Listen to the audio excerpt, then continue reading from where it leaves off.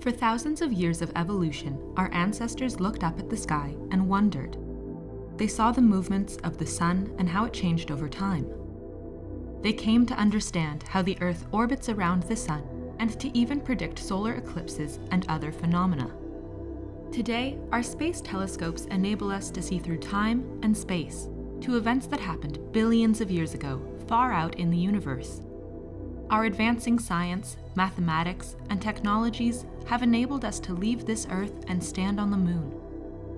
For the first time, we were able to look back at the Earth and see our home planet with a whole new perspective. That blue marble, a wonderful watery oasis in space.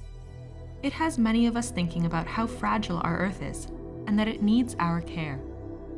Our ancestors lived and survived submerged in nature. They built structures to mark these changes as they adapted their lives to the seasons and the climates in which they lived. In hot climates, they built homes to protect them from the sun and rain. In the Arctic, they used snow as an insulator. And in deserts, they used high-mass materials to moderate the daytime and nighttime temperature extremes. Shelter design was a very local thing. Not anymore. Now, we try to standardize designs and methods across a wide range of climate conditions and planning requirements. This can compromise the environment, and it can also mean higher energy costs. Deriving energy from the sun is a pollution-free way to heat your home. Solar energy is an abundant and inexhaustible resource. It's free, and it's good for the planet. The intent of this passive solar course is to reconnect you to the environmental conditions in our corner of the world. It offers an approach to home planning that takes full advantage of the sun to make your home comfortable while safeguarding our planet at the same time. Here in the Maritimes, we are surrounded by the ocean, which moderates our climate. We tend to have modest temperature extremes in both winter and summer, and the closer you are to the ocean, the greater the effect. The Maritimes also has a lot of climatic diversity. There are microclimates everywhere, depending on which direction a slope faces, the wind exposure, the amount of shade, and so on. Microclimate is an important aspect of planning for passive solar design.